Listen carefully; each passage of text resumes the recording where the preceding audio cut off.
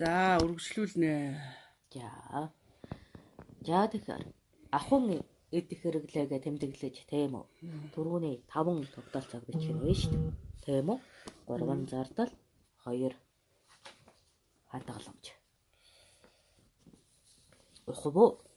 За ухах чинь шүү. Одоох ухах гэдэг шүү. За бэлэн боллоо. Гэтэл одоо ямар ч өөр хайл тодорхой хэмжээний орлогоо олохын тулд тийм үү? Идэх уух хэрэглэх зүйлээ бүтээхийн тулд үйлдвэрлэл гэдэг одоо орон зайлуу орох шаардлагатай болдог. Тийм биш. Тэгэхээр энэ нь өөрөө чиний нэг талдаа эзэн ирэх болдог. Нөгөө талдаа албачин болдог. Тийм биш.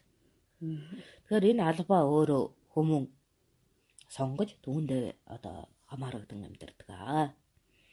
Тэгэхээр энэ албаны бүтэц дээр яадаг гэвэл нийгмийн одоо үзэгдэл нөлөө маш өндөртэй байдаг учраас нэг жиргэний мэдэх хэрэг биш ээ. Тиймээс одоо нийтийн тогтолцоо зөв байхын одоо үндэс гарч ирнэ. Ухамжтай юу. За хүссэн хүсээгүй зарим нэг одоо талбарт одоо гагц ноёлогчийг бий болгохоос өөр аргагүй байдаг. Улсын хувьд. Ухамжтай. Жишг нь хохирлын нийтээр хүлээдэг одоо аж ахуй үйлдвэрлэлүүд байна. Тэрийг одоо нягчлахаас өөр аргагүй болно.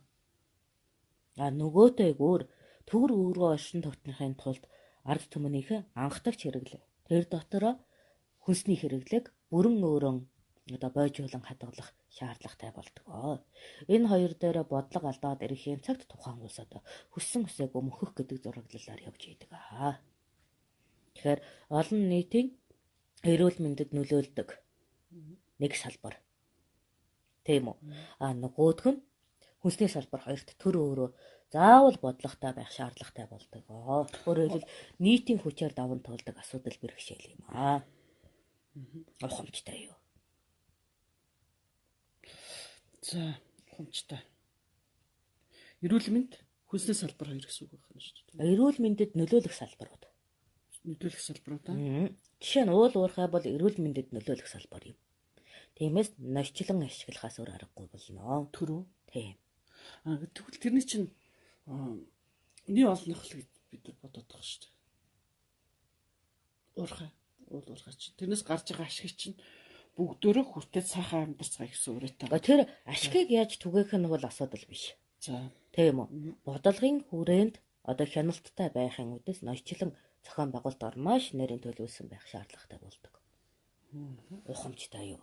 Тэгэхээр тэр нь бүр цаашлаад үрийн санд холбогдох шаардлагатай. Өөрөөр хэлбэл ирээдүйн сан гэж хэлдэг шүү дээ бид. Тийм үрийн сан. Та энэ идэх хүслээ улсын хэмжээнд ярьчих уу? Нэг ч хүн ахын хэрэгцээг хичнээн дарчиг байна уу? Тийм үү? Хангамал байна уу? Хангаж эхлэхэд одоо томоохон үйл ажиллагаа явуулах тусмаа одоо төрийн орон зайлуу гүн шоргодог. Тиймээс одоо хэдий ч нэ хөрөнгөжих тусмаа төдий ч нэ одоо бусдыг дарангуйлах тогтолцоо хууль мэт орж ирдэг учраас зам мэт орж ирдэг тул түүнийг одоо хориглон цаазлахын тулд цаазлна гэдэг нь толгой авах биш. Тийм үү? Жаяглахын тулд нарийн тогтолцоог төр байл одоо ард түмэн бий болгох шаардлагатай болдог. Ухамжтай юу. За. Тийм байна. Хүний одоо хичнээн ухаантай байгаад хичнээн боловсралтай байгаад давж чаддаггүй орон зайнууд байна. Өөрөөр хэлбэл бүтээгдэхүүн хязгаар сулддаг. Тэр орон зайд төрийн нөлөг шаардлагатай болно. Ухамжтай юу. Ухамжтай.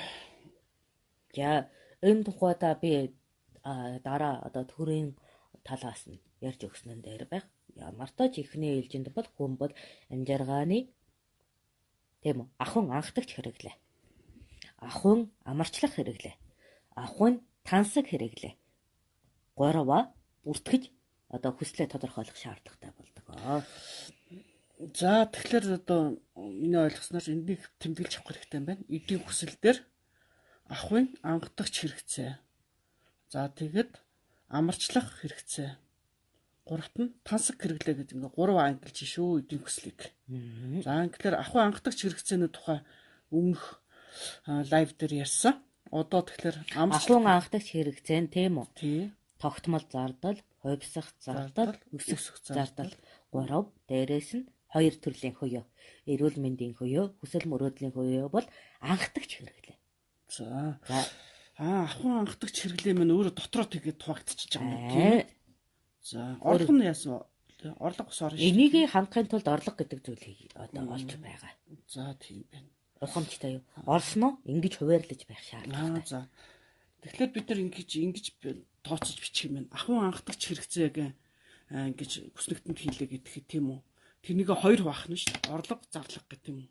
Орлого дээр ирж орж байгаа гэрийн одоо бүх гишүүдийн орлогууд за зарлагаа дахиад хуваах юм байна. Зарлагаа нь болохоор одоо хувьсах зардал, тогтмол зардал, өсөх зардал гэдэг. Тэгээд хуяа нөгөө 2 хуяа буюу сангууд, эрүүл мэндийн сан, за хүсэл мөрөөдлийн сан гэдэг. Ингээд 5 хуваачвал бас болдго юм байна. Хялбархнаар юм байна. За. Харин амарчлах хэрэгцээ гэдэг нь чиний үйл ажиллагааг хөнгөлөх дэвшилтэд одоо төхөөрөмжүүдийг хэлнэ. Уул нь чамд хогийн хөр байхад хангалттай. Тийм биз? Гэтэл одоо залхуурах юм бол тоос сорогч болж хувирна. Өшөө залхуурах юм бол гэрийн үйлчлэгч болно. Энэ нь бол амарчлах хэрэгцээнүүд нь. За, амарчлах хэрэгцээ. За, өөр жишээ ямар жишээ вэ? Тоос сорогч, угаалгын машин, тийм ээ? За, тэгээд энэ пилет гэнтэр яах вэ? Амарчлах хэрэгцээ юу? Уу одоо гал түлээр 100-ын чи орно тийм биз дээ. Тийм үү. Нэг бөөрөнгөтэй билетик бол анхдагч хэрэгцээ. 4 бөөрөнгөтэй болох юм бол амарчлах хэрэгцээ. 4 бөөрөнгөтэй доороо нөгөө нэг юу халуунаа шарагч үйлчилгээтэй бол тансаг хэрэгцээ ч юм уу. Тэгээ өөрөө бодоо. Ганцхан юм дээр хүртэл ингэж тахтай яадаг юм бэ. Оохомжтой юу. За хутлаа. Тэгэхээр энийг чинь пилетик ганцхан би амарчлах хэрэгцээ гэж бодож болохгүй нь шүү дээ. Хэдий ч энэ үйлдэл нарийн байх тусмаа тансаг хэрэгтэйг болоод тийм ээ. За тэгэхээр би тэгээ бүр тогооч авах юм бол тансаг хэрэгцээ байх нь байна. Тийм байна. Тэгэхээр би бас хэрэглээг 3 хаас сурах нь шүү дээ. Надад одоо тансаг хэрэглээнийх нь хэрэгтэй юм уу? Одоо ахуй хэрэглээ. Одоо жишээ нь гоо сайхны бүтээгдэхүүн дээр тийм арьсыг заавал чиглэг тэжээлтэй байлгахын үднэс тос бол анхдагч хэрэгцээ. За гоо сайхны бүтээгдэхүүн дээр.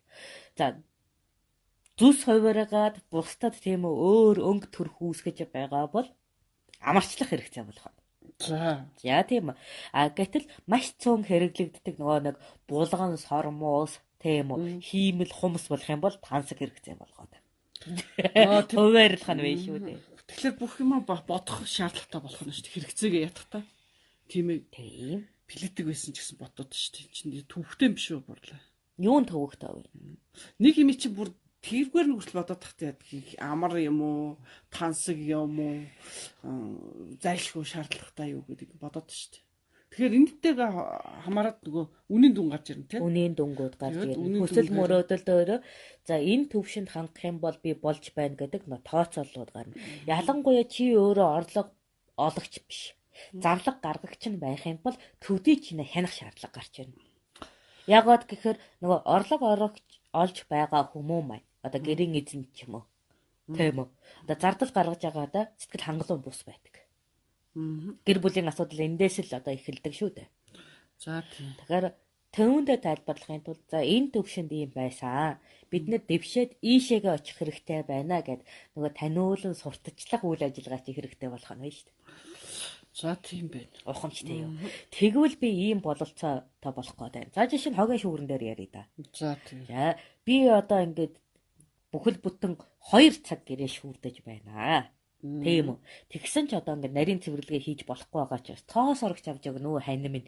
Тэгэх юм бол би 2 цагийг 20 хоромлоо одоо хугацаа дөтлөх гэж байгаа учраас үлдсэн тийм үү. Цаг хагас хугацаагаа би чамдан зориулмаар байна шүү дээ гэхээр чи авч өгөх дур хөдөлгөө. Хөдөлнө штэ. Тийм байдтай. За тэгж За тэгвэл нөгөө үйлчлэгч аваад гэр цэвэрлдэг хүнтэй болоод ирээ тийм үү. За тэгэхээр бол би энэ 2 цагийг бүрэн чамдаа зориулна гэхээр бүр хөдлөө шүү дээ. Гүй үйлчлэгч авахлаар нөхөртөө алдчихдаг гэж байгаа байхгүй юу да. Яг тэгвэл нэг Яг 2 цагийг нөхөрт биш фэйсбүүкэд зарцуулсан авгаа нарын тоглоно та. хяналтаа хийгээгүй юу? Хяналт хийгээгүй. Нэр тэгсэн ч юм уу? Тийм байгаа байдтай. Тийм ч юм уу? За тэгэхээр чинь юу гэдэг тансаг хэрэглээний одоо гэрийн үйлчлэгчийг аваад цагийн нурцгаад сүүлдээ бүр хүүхдээ хүртэл харуулад баг сүүлдээ бүр өглөө орой яхаас хураад гэртээ байлгуулад энэ төр үү. За тэгэхээр нөгөө нэг гэргийн эзэгтэй бүх үйлдэлийг авсан хүн гэрийн эзэгтэй бол суухаас өөр яах вэ? Тэгэхээр тэр илүүдэл хүн бол зайлахаас өөр яах вэ? Тэгээд байгаа мó. Тийм байт. Орлого олгогч бол одоо төсвөө хэмнэхийг байнга ирмэлзэлнэ. Тэгэхээр төсөв бүрэн хэмээсэн хогийн шүүрээр бүх ажлыг амжуулаад дээрэс нь цаг зав гаргаж янаг амрагын үрэлтлийг чанартай үйлдүүлж яхад анхдагч нөгөө гологдол бүтээгдэхүүнээс татгалзч л таараа шүү. Ингээ хэлсэн чинь дургу хүрээд байна уу? За тэгэхээр чи тэр одоо анхдагч хэрэглээний хүн биш үү? Эхнэр гэдэг тэр чин хүүхдүүдтэйгээ залхах хэрэгтэй болно үстэй. Мэдээж шинэ гэрийн эзэгтэй өөрийн голомтой байгуулахыг эрхэмлэж өөрийн үр удмыг өсгөн үржүүлмээр санагдах учраас бодогдод бүтээгдэхүүнийг тийм үү үржлийн орон зайд нь хөөж явуул шүү. Тиймээс энэ дээр бодолтой бай. Тэгэхээр энэ тансаг хэрэглээний тэр гэр ахуйн хэрэглээ чинь тийм аюултай хань шүү дээ. Амьд хэрэглээ. Амьд хэрэглээ чинь аюултай. Тэр тогооч чинь бас хэцүү. Тийм байна. Тийм байд.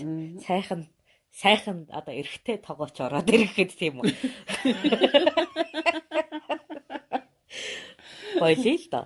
Тийм үү. Заавал эмэгтэй биш эрэгтэй үйлчлэгч, гэрийн цэвэрлэгч, гэрийн одоо тогооч олж боллоо гэхэд нөгөөдөл чинь бас янаг амрагийн үйлдэл хийх чадвартай, нөхөр эргүүлж хүйс хамааралгүй хөврөлцдөг болцоо учраас бас булаагдах аюултай. За тийм байна.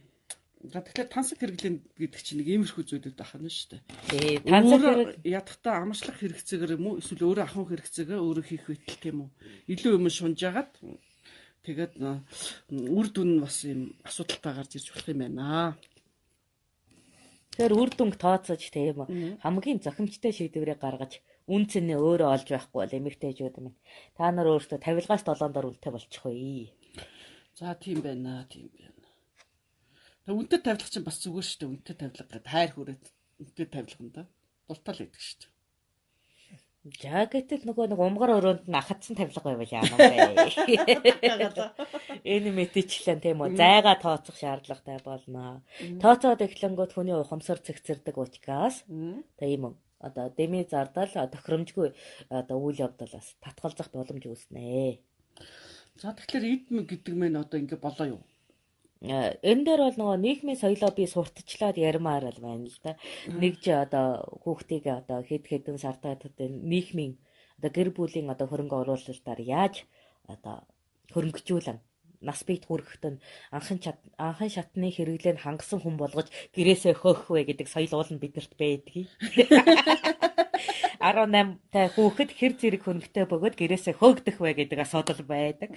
За над ч сонирхолтой юм байна. Тийм байна. Тэрийг бол тусад нь одоо соёл одоо нүүдлийн соёл гэх юм уу өвөг дайцын соёлч гэмээр юм.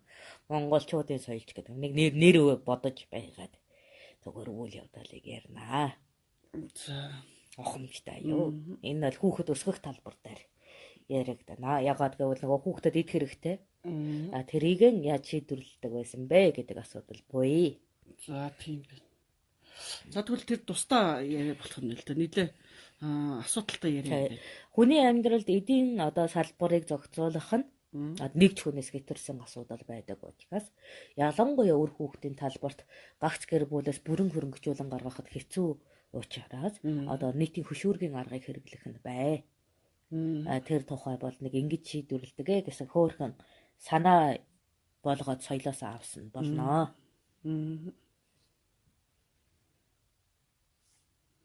За.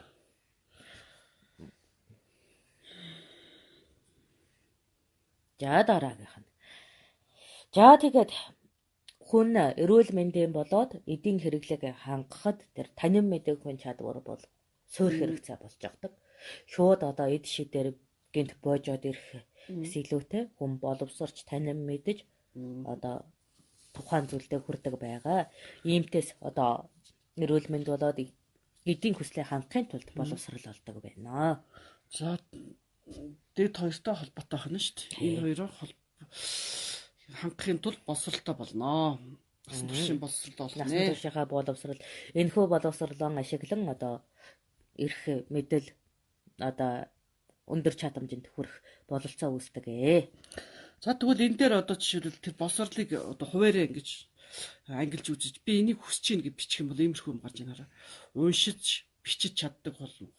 Дуртай мэрэгчлэрээ суралцахад суур байд сайн багштай дутуу зүйлгүй байх. За дуртай юмаа сурах хангагдсан байх тэр орно. За баг дунд боловсрол дэд боловсрол үнгүү байх. Хэрэглэгдэх ном судар нь маш ойлгомжтой, өргөн олдстой байх гэдэг. Энэ мэтэр одоо боловсролын хүслээ бичиж байна. Тэгэхээр энэ яаж юм? Цэгцрэг байна уу? Чигчрээг байна. Яагаад цэгцрэг байгаа вэ? Йоо, боловсрал бол асуудлыг шийдвэрлэж байх шаардлагатай. За, уншиж бичих тооцох чадвартай байх бол тийм боловсролын суурь чадамж. Тэгэхээр чи тооцох ухааныг хайсан байна. Ухамжтай юм. Тэгэхээр альва зүйлийн анхдагч тооцоог хийж сурах нь болоо. Заашгүй. Өөрөөр хэлбэл боловсролын суурь чадамж юм шүү дээ. Тооцох ухаантай байх. Тооцох ухаантай байх шаардлагатай. За. Тэгэхээр одоо ингэж бодъё. За манай цаг үед тийм үү? Одоо төрийн албанд зүтгэж байгаа хүүхдийн боловсрол нь тодорхой нэгж асуудлыг шийдвэрлсэн байхаар төгсдөг. Ойлгож байна уу? Тэцэгсүг. За одоо нэг юм асуудал байна. Хүүхдүүд одоо төрийн албаар боловсрал эзэмшээд нарийн мэргэжлийн боловсрал эзэмшиж төрийн албаны. За тэндээс одоо энэ хориг заалтын боловсралыг эзэмшиж гин гэж бодъё. За тэгэхээр одоо нийгэмд одоо ийм асуудал байна. Энийг ингэж шийдвэрлэнэ гэд одоо дэвшүүлсэн байна. Тийм үү? Дэвшүүлээд судлаад нарийн мэдчихсэн. Ухамжтай. Түүнийг 2 жилийн хугацаанд хэрэгжүүлж үзсэн байж ч тухайн боловсролыг бүрэн төгслөө гэж бүрэн одоо эзэмшлээ гэж хяндаг байв.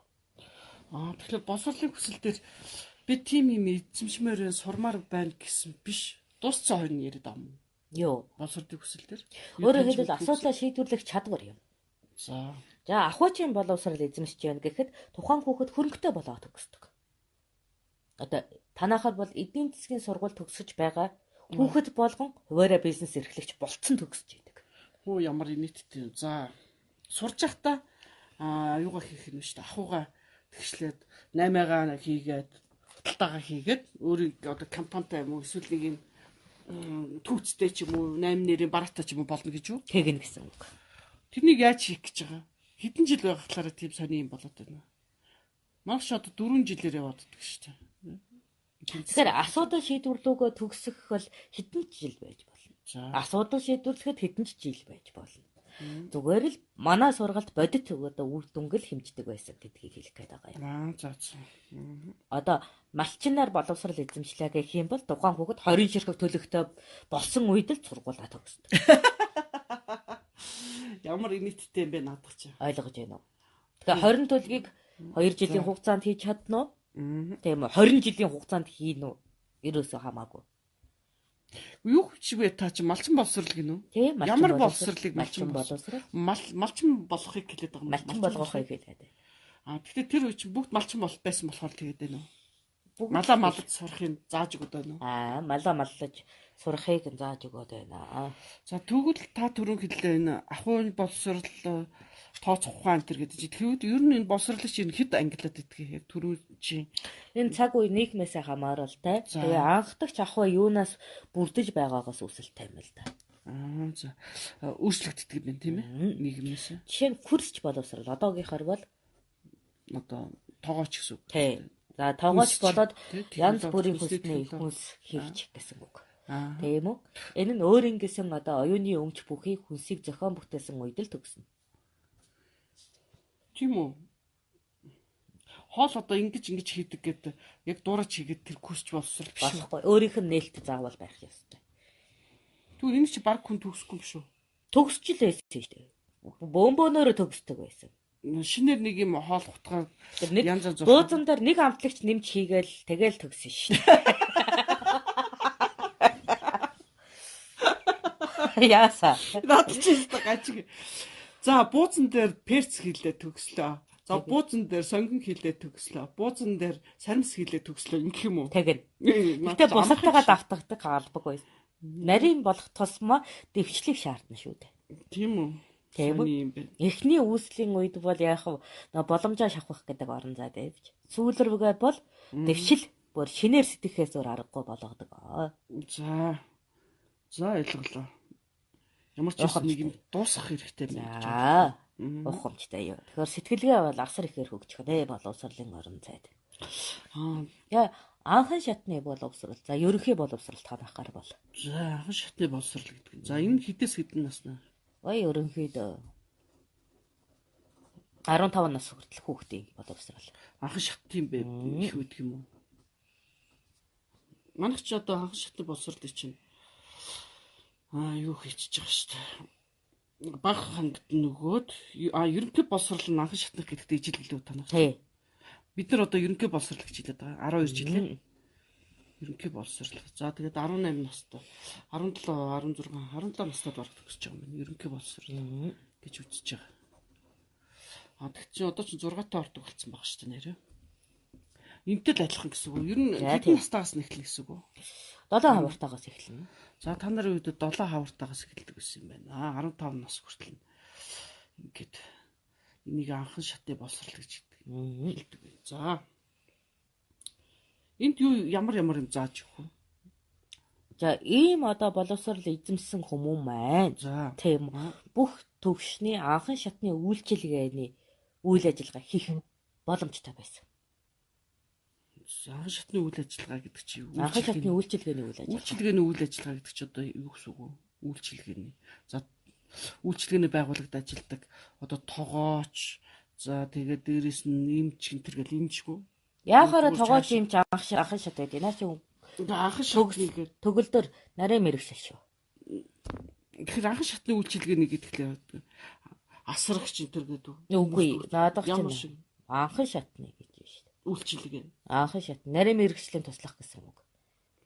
Нарийн мэрэгчлэн туслахаа. Тэгэхээр нарийн мэрэгчлэн одоо эмч, домч, багш, дэмч гэдэг энэ бүх хүмүүсийн туслахаар нь ажиллах гэсэн үг. Туслахаар нь ажилладаг. Тэгэхээр чи одоо хэдэн хичээл зааж өгөх гэдэг юм бэ? 7-аас 15 настай хүүхэд чи. Юу хэдэн хичээл гэж. Ер нь энэтэй мэрэгчлийнхээ тоогоор ихлэр чи зөндөө болчих шүү дээ. Тэгэхээр чи ер нь хэдэн хичээл зааж өгнө гэсэн үг вэ? Харин тэгэл суур боловсрал байгаа үедээ. Тэгээ сонирхол юм байна. Ойлгоно уу? Жишээ нь тоогоочд бол одоо тийм үү курсчид бол аяг тавгаан цэгцлэх одоо данс бүртгэл хөтлөх шаардлага байгаа тийм үү. Тэрийг хийчих чадвартай хүүхэд байна гэсэн үг. Бусад юм нь яах юм? Бусад ямыг нь тэгээд түүнээсээ суралцж болно. Ухамжтай юу. Ямар тач ажилд орж чаддаг хүүхэд.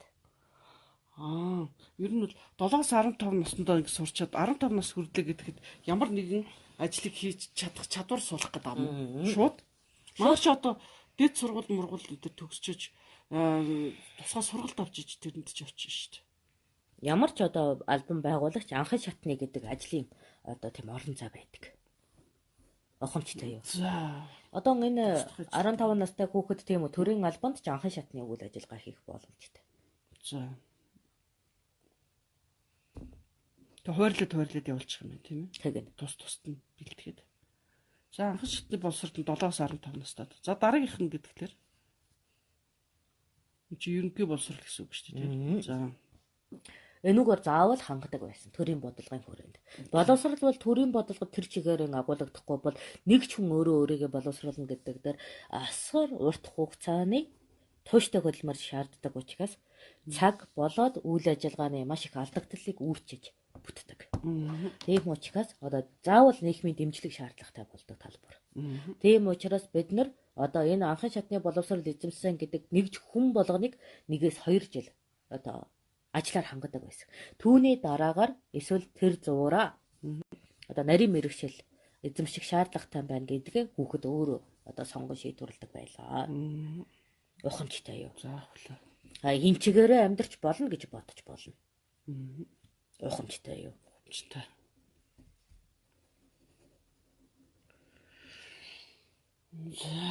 Боловсролын систем чинь жоохон тийм сонирхол юм байна.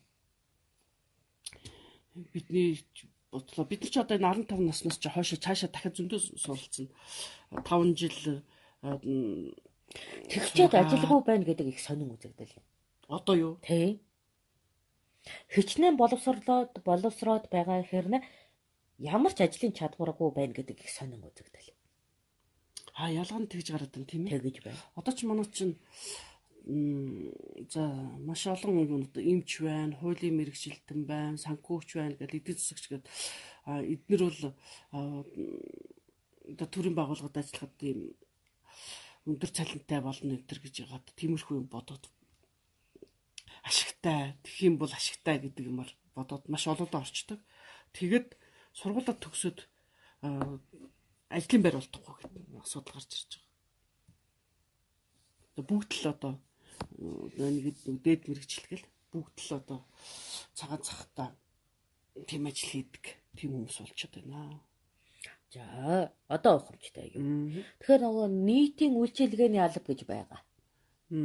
Жишээ нь манайд нийтийн үйлчилгээнд дээр бол үрэлгээ гэдэг ажил байгаа. Үрэлгээ. За нэг тарилан дээр авчиж тавих нь те. Биш. Өөр юм уу? Одоо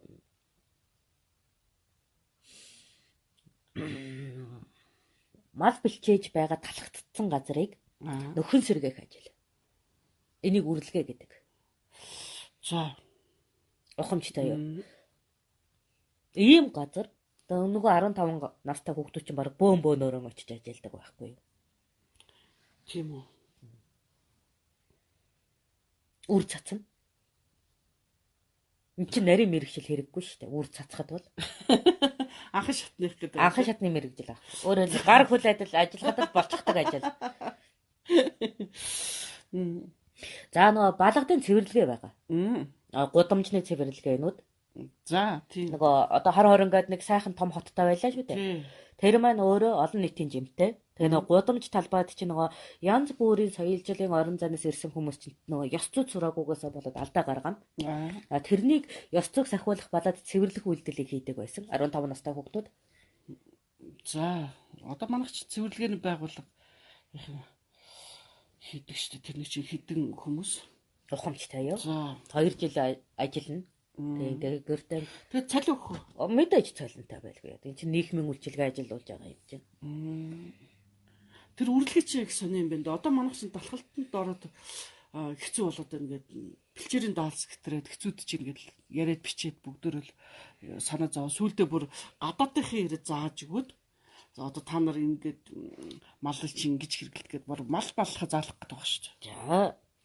За тэгээ нийгмийн одоо бас нөгөө хэрэг зөрчлийн талбарт 15 настай хүүхдүүд ажиллана. За. Одоо мэдээж л улс басан хойно ямар нэгэн нүгэлтэнтэй байж таараа. Жишээ цогтүүхэн гудамжид хэвтэж байна. Нөгөө хот балаад өтж байна. За. Тэгээ тэрийг одоо асарч тоглоод гэртэн аваач үйлчилгээг 15 настай хүүхдүүдийн. Энэ нь болохоор нөгөө төрийн албан хаагч болгож байгаа хүүхдүүд нь ихэвчлэн хийдэг. За. Одоо цэрэг цагдаа, хууль эрх зүйн орон зай үйлчилгээ эрхлэж байгаа хүүхдүүд маань энэ. Тэгэд яг нүүдэл чи олоолаа болохоор тэр агсанд цогтоо тавьсан тэр хүний нэм дийлэх гэсэн. Тийм 5 хүүхэдтэй одоо байгаа шүү дээ. Тэгээд нэг хүн дээр очиод гэрт нь аваачиж өгөө. За. Тийм үү. Тэгээд тэр асуудлыг шийдвэрлэнэ. Ухамжтай юу? За, ухамжтай. За мэдээж нөгөө хар хорон хотол болсон хойно нөгөө морины асуудал гарна. Морь хоорондоо нөгөө тэрэг хоорондоо ингээд зам бөглөж тавьсан. Яг үнэ одооныхаар манайх нэг бүглөө өсгөн тэр үед чинь тэргээр нарийн айл хоорондын замаар явж байгаад хоёр нөгөө морин тэрэг чи урд урдаасаа хараад зогссон. Цагаал бөөн хэрүүл болж яадаг. Тэрийг нэгийг нь цааш нь гаргаж агаад нөгөөг нь гаргаад нөгөөдгийг нь явуулах үйлчилгээг архилна. Замын цагтаг үйлчилгээ хийгээд байгаа юм. Гэх мэт ийм аар саархан нийгмийн амьдралын анхан шатын ойлголтыг олгодог ийм одоо үйл ажиллагааг одоо ийм богино цагаар хийж үздэг байлаа. За ухамжтай юу? Тийм байна. Хар хорон гат чинь тэгээ бас түгжтэй айл гэсэн юм байна. Түгжрээ шүү дээ. Тийм айл хоорондын жижиг гудамжууд байна. Тийм үү. Тэн дээр чи хоёр ачааны морь очиж зогсчих. Тэгээ чи зайл гэж зогсоод байдаг байхгүй. Тэрний хинэн төрүүлж зайлах бай гэдгийг шийдвэрлэнэ. Тэгээ нөгөө төрийн албанд явах байгаа нэг юм хөөрхөн цэнхэр дээлтэй. Хөхт одоо нөгөө нэрснээс гаргасан будган юм дээлтэй хөхтөд ачаад. Тийм үү. Төрийн албаны тэр ноёны тийм доод албан тушаалтууд байна гэдэг ингээд нааш нь цааш нь болгож өгнө. Нийттэй байсуу тийм. Том одоо гудамжаар болохоор мэдээ зүрх юунууд байж байгаа шүү. Тэд нар чинь. Тийм баруун гарын дүрмээ барина. За баруун гарын дүрм барина. Тийм баруун гар талаараа л яв гэсэн дүрмтэй. За хөгжилтэй. Ухамжтай юу. Тэгэхээр чинь нөгөө мөргөлдөхгүй шүү. Баруун гар талаараа л яваад байгаа. Ерөөсө зүүн гар руу шилжихгүй. Яаж байгаа? Яаж байгаа? Тэгээ зүүн гар талд явж байвал нөгөө хэрэг зөрчил одоо гаргаж байгаа хүн. Тэр чинь за юу ээж болно шүү дээ. Гүцэд төрүүлээд энэ урдуур мурдуур нь явна үстэй. Тэгэхээр чинь зүүн гар руугаа гарчаагаад гүцэд төрүүлнэ шүү дээ. Тийм байгаа байдтай. Тэгээ тэрний журамлаа ичх юм. Тэгээд тэрийг нэг 15 настай толгойнууд чинь мудаа болгодог байхгүй юу? Өнгөрөөгч хэлэхгүй, хөгжүүнийг ч хэлэхгүй. Анхны эрх мэдлээ авч гсэн хүүхдүүд ааш өндрийг ч хэлэхгүй яас мудаа болгодог байхгүй. Тэгээд олуулаач байхыг хэлэхгүй. Би нэгэ хөөргөөд бүлэг дээрэмчнээс амар юм бол. Тэд нар тэгж идүүлийн оронд зүгээр л баруун гараараа явж ийсэн нь дээ. Тэгээд чи 2 жил ажиллана. Угаасаа 17 таа. Нарийн мэрэгчлийн үлээ явдалаа суралцсан. Тэгээд давхар суралцчихэж болдог нарийн мэрэгчлээ. Ягаад гэвэл ажлын цаг нь маш богинохон. Ерөөсөө үдээс өмнө үдээс хойш хэдхэн цаг ажиллана. Тийм үү. Идвэхтэй цагаар нь хуваарлаад. Сургуулиуд ер нь 2 цагийнх байдаг байсан. Яа өглөө наран одоо үд голлохоос өмнө ажилладаг сургууль, үд голлохоос хойш ажилладаг сургууль гэхээр хүүхдүүд нэг ажиллаа хийчихэд сурдаг. Тэгээд болцсон явдалаа ярилцаж багштайгаа одоо шийдвэрүүдийг гаргаж байна. За хөгжилтэй юм байна. Ухамжтай юу. Ингээ ажил хийгээ сурцсан хүн чинь ёсцсон хүмүүжил төгөлдөр шүү дээ.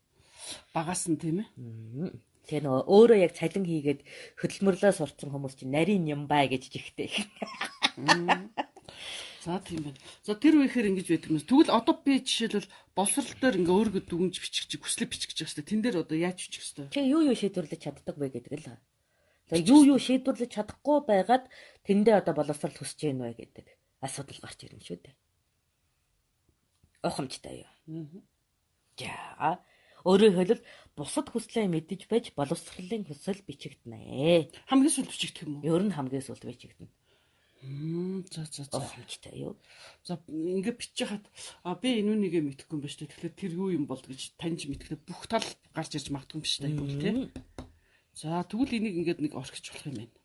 За тэгээд ингээд амс хий даа. Өөрөөс нь сайхан амс хийгээрэй. За тэгээ. Тийм үү. Нойрон бүх дархлаа нундар байх болтойгоо. Жаахан халуунтай хүүхдүүд минь биеийн хурдан иларч явах болтойгоо. Нэг халуунтай хүүхэд яваад байсан шүү. Нойр сайн байх юм бол хурдан идэгнэ. Санаа сэтгэлээ сайхан өөжөө байлгаж айд цавчхан алстан хаяа. За тийм байна. Тэгэх юм бол байна. За баяртай. Өнөөдөр чинь 2 дахь хүсэл. Эдийн хүсэл. За 3 дахь хүсэл. Боловсролын хүслийн талаар бид нэр ярилцлаа. Тэгээд дараа нэг ажлынхаа цав жилөөгөр дараагийн хүслүүдийг бас хийх нэ. Бидний ажлын зав жилөөгөө тэгэхээр шөнийн 1 цаг, 2 цаг, 3 цаг болчиход байх юм аа. Тэгээд сайхан бичцгээгээрээ. Тэгээ би биэндээ зааж өгөөрэй. Манайх өөрсдөө энийг биччихэд бичснийгээ ингээд бас зүү тав дээр энийхээ доор би ингэж бичлээ, тэгж бичлээ гэдээ бас олоолаа бичих юм бол бусд нь бас үлгэр аваад аль нь хамгийн их аятайхан болдго юм байна гэд бичих аргачлалуудыг ингээд суралцах боломжтой шүү. За баяртай цаа.